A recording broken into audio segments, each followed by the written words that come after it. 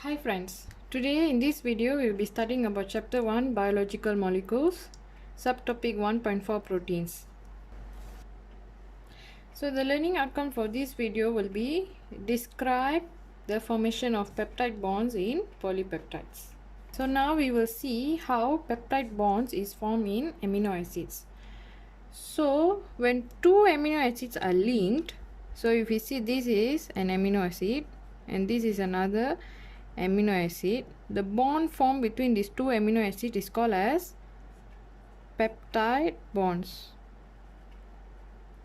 Okay, so how this peptide bond is formed is, let's say this is one amino acid. Okay, it contains a R1 group. Okay, so this is amino acid, this is one amino acid and this is another amino acid, okay, which contains a R group, another R group. Okay, so how this peptide bond is formed is, it will undergo condensation reaction. Okay, so condensation reaction, we know that H2O will be removed, water will be removed, water molecule will be removed. Okay, so which part of the molecule where the H2O will be removed? So if we see the amino acid 1, we have a hydroxyl group. Okay, in the second amino acid we have a hydrogen group. So we have a hydrogen atom. So this hydroxyl group and this hydrogen atom will be bonded to form water, and this water molecule will be removed. So the amino acids, the two amino acids linked, will form peptide bond through the condensation reaction. Condensation reaction is nothing but water molecule is removed. So the remaining will be what? So if we see in, I'm just writing this amino acid here. Okay, so this is one amino acid, contains one R group bonded to one. So this will be removed, right? And this also will be removed. So the C here, carbon will be joined to the nitrogen here. So just write the remaining.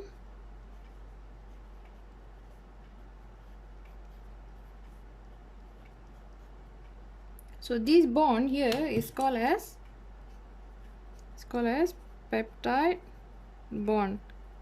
Okay, so this R1 can be glycine. Okay, so glycine, and this R2 can be alanine, CH3. So this is how the peptide bond is formed. Peptide bond is formed from two amino acids linked through what? Through the condensation reaction. Condensation reaction is water molecule is removed. Okay, so here water molecule will be removed. So the reaction is called as condensation reaction. H2O is removed.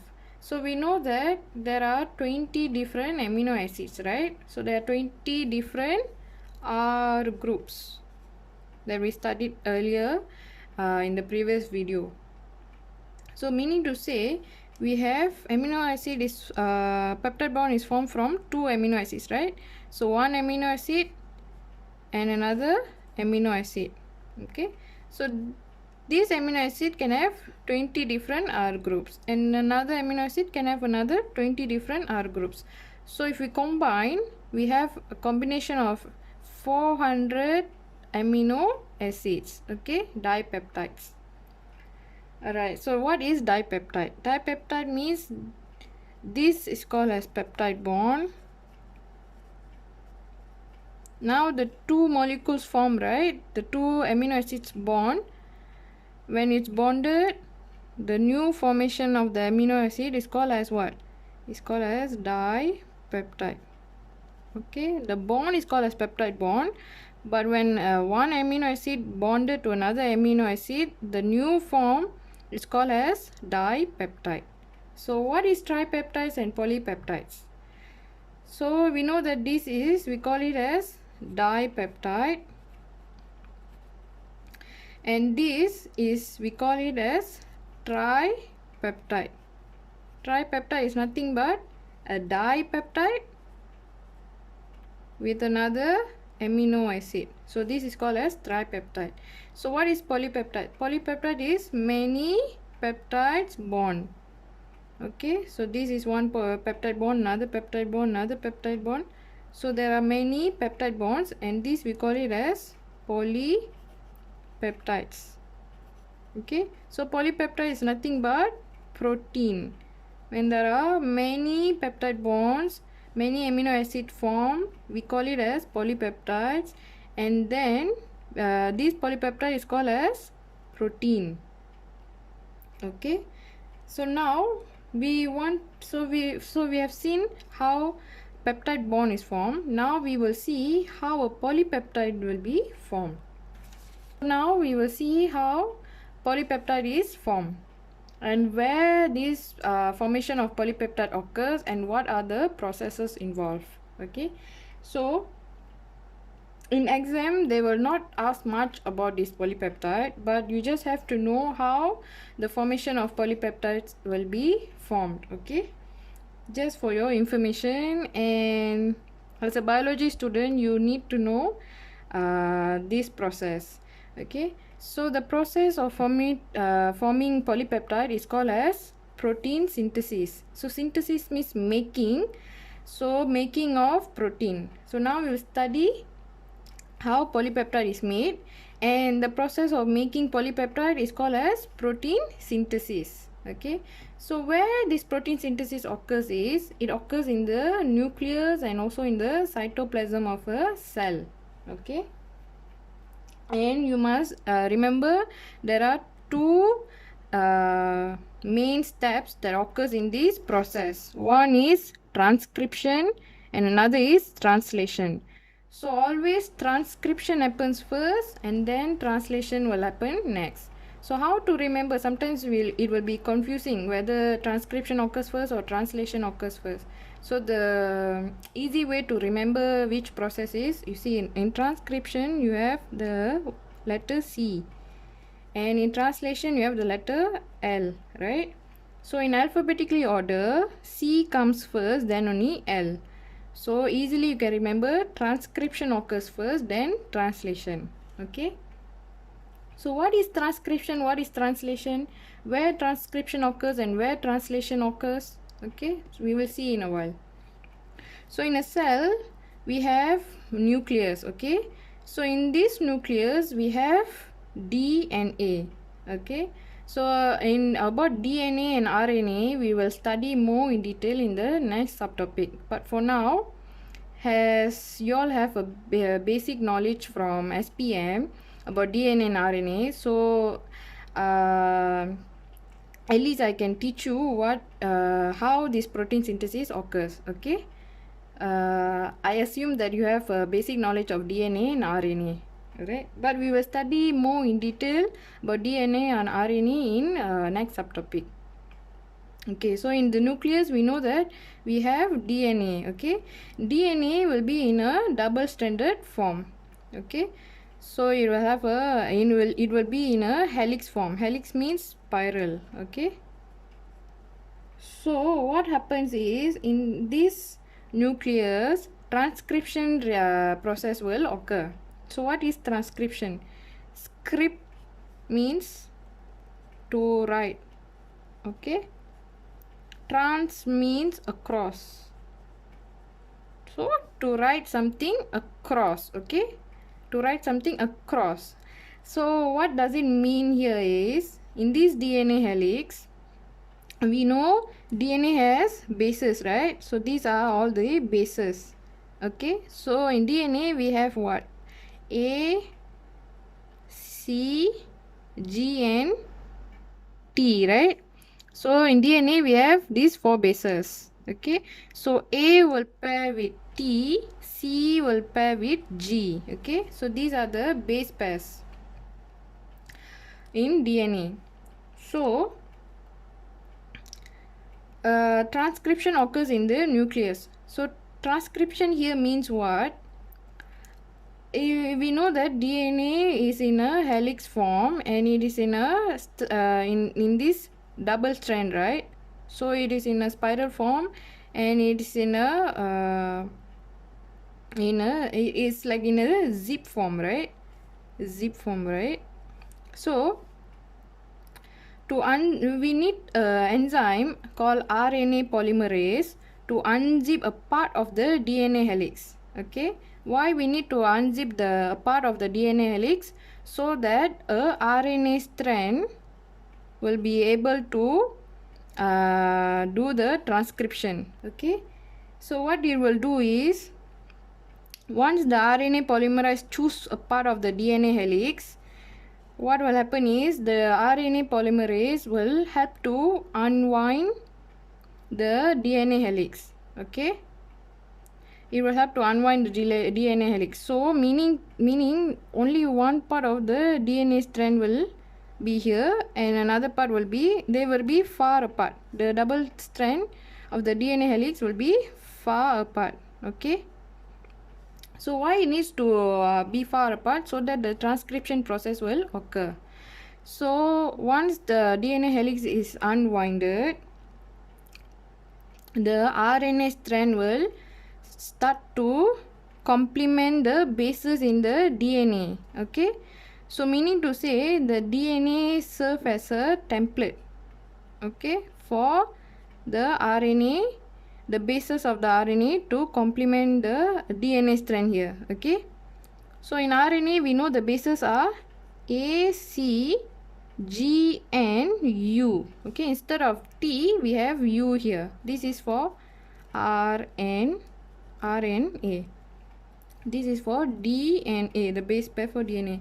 So we know the base A pairs with the base U and the base C pairs with the base G. Okay, in RNA there is no T in RNA. So what will happen is, DNA, the strand, one of the strand will serve as a template for the RNA base to complement the DNA base here. Okay, so once the RNA base complements the DNA strand here, base here, transcription is occurred. Okay, so transcription means copying a message. Okay, meaning what? The DNA, meaning the RNA strand will copy the message in the DNA. So for example, in the DNA, let's say in the DNA strand we have the base pairs are A, G, C and T. Okay, so this is for DNA. So now the RNA needs to complement the base in this DNA strand, right? So what will the RNA be? A complements U, G complements for C, C complements for G and T complements for, T will complement with A. Okay, so this will be the RNA strand. Once the RNA complements the DNA strand, now it is called as mRNA. Okay, the RNA strand, once it complements the pairs of the base pairs of the DNA, it will be called as mRNA. mRNA is nothing but messenger RNA. Okay, so once it complements, this mRNA will move out from the nucleus and it will go to the cytoplasm of the cell. Okay, and next translation will occur. So in the cytoplasm we know that we have rough endoplasmic reticulum and ribosomes, right, in the cytoplasm, and some ribosomes will be attached to the rough endoplasmic reticulum. So translation occurs in the cytoplasm. So what happens is, and this translation process occurs particularly in this ribosome. So now we know that the mRNA strand, this is the mRNA strand which is copied from the DNA strand, right?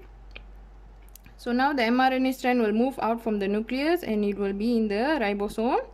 So what ribosome will do is it will start to read the mRNA strand. Okay, so this is where the translation process occurs. Translation is nothing but a process where the protein synthesis takes place. Okay, so the role of the ribosome, in ribosome we have rRNA and proteins. Okay, so rRNA and proteins are a part of the ribosome. Okay, so how this ribosome will read the mRNA strand is, so this is the mRNA strand. Okay, so how it will read the mRNA strand is, it will start with a codon, start codon, AUG. AUG, the three letters, the three bases AUG is called as the start codon. Okay, so codon is nothing but it consists of three letters of bases. Okay, so this is called AUG is the start codon. So whenever this ribosome sees the AUG in the mRNA strand, it will translation starts to occur. So whenever there is a start codon, obviously they must have stop codon. So the translation process will end when it sees when the codon is UAG, UUA or UGA. So this is called as codons. Okay, codon. So this is called as codon. So if this AUG, it is called as codon 1. So the next three letters, right, it is called as codon 2, and the next is called as codon 3, and so and so. Okay, so in this ribosome, what will happen is once it starts to read the AUG, the start codon, what will happen is tRNA is transfer RNA. Okay, so this transfer RNA, its job is to bring the amino acid, the matching amino acid. So in this tRNA we have another codon here, right? So this codon is called as anticodon. Okay, so this anticodon must match the AUG here. Okay, it must match the start codon here, and once the ribosome reads the mRNA, let's say the start codon is AUG, right? So the tRNA will bring the matching amino acid based on the codon that it reads here. So this is the mRNA strand. So this is the codon, start codon, or we can call it as codon 1. So what the tRNA will do is it will bring a matching amino acid. First the ribosome will read the mRNA strand, and then the tRNA will bring the matching amino acid based on the mRNA strand here, the codon strand, based on the codon here. Okay, so if AUG, what is the complement for AUG here will be, so the A will be complement to U, and then U will be complement to A, right, and G will complement to C. So the tRNA here will bring the anticodon, which is UAC. Okay, so once it complements, the tRNA will leave the amino acid here in the ribosome, and then it will leave. So this particular UAC is the amino acid that it will bring is methionine. Okay, so always the mRNA strand will start with a start codon, which is AUG. Okay, so the amino acid that will always start is methionine. Okay, so once the amino acid is brought in the ribosome, and then the tRNA leaves the ribosome here will move to the next codon. Okay, it will start to read the next codon here, codon 2, and then again another tRNA which complements the mRNA strand here will bring the matching amino acid here, and then once it complements, the base in the mRNA strand here, it will leave. The tRNA will leave the amino acid. Then the ribosome will move to the next mRNA strand where you read the codon 3 here until the ribosome reads the stop codon. Either it can be UAG. Let's say in the mRNA strand, the ribosome reaches to a UAG codon. Okay, so this is a stop codon. So once the ribosome reaches the stop codon, translation process will end. Okay, so when the translation process ends, the ribosome will leave the mRNA strand and the peptide bond will be formed. So how this peptide bond is formed is, we know in the ribosome we have what? rRNA and proteins, right? So once the one amino acid is formed in the ribosome and the tRNA leaves the ribosome and another amino acid comes in, so the rRNA in the ribosome helps to bind the amino acids. Okay, so here the rRNA serves as an enzyme which helps to bind the amino acids. Okay, so this is how polypeptide is formed in the process called protein synthesis. Transcription occurs first in the nucleus, where the DNA strand, the RNA polymerase needs to unwind the DNA strand, a part of the DNA strand, so that the RNA strand will copy the message in the DNA, one of the DNA strand, and once the message is copied, it will call as a mRNA, okay, messenger RNA, and then the messenger RNA will leave the nucleus through the nuclear pore and it will be in the cytoplasm. In the cytoplasm, we know ribosomes will be there. Ribosome will start to read the mRNA strand, and how you know where to read is, it will find for the AUG codon. Okay, this you call it as start codon. So once the ribosome see the start codon, it will translation start to occur. Okay, translation is the process where protein synthesis occurs. So what will happen? The ribosome will read the mRNA strand, and then according to the mRNA strand, the codon here, a matching tRNA will bring a matching.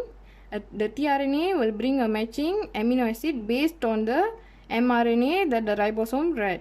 Okay, so once the tRNA bring the matching amino acid to the RNA strand, it will leave the amino acid in the it will leave the amino acid in the ribosome, and then it will leave the ribosome, and then another tRNA, the ribosome will move to the next codon 2, and then another amino acid will be formed. Then the tRNA will bring another amino acid, matching amino acid, which complements to the codon 2, and then it will leave the ribosome. Okay, the amino acid will be left in the ribosome, the tRNA will leave the ribosome, and what binds the two amino acid is rRNA. rRNA here serves as an enzyme. Okay, so when this translation process will end is when the ribosome reads the stop codon. Stop codon can consist of UAG, UUA, or UGA. So that's where translation process ends. Okay, so once the process ends, the polypeptide will leave the ribosome, and the ribosome will leave the mRNA. So this is how polypeptide is formed in our body. So if you find this video helpful, please like, share, comment and subscribe to my channel. Thank you.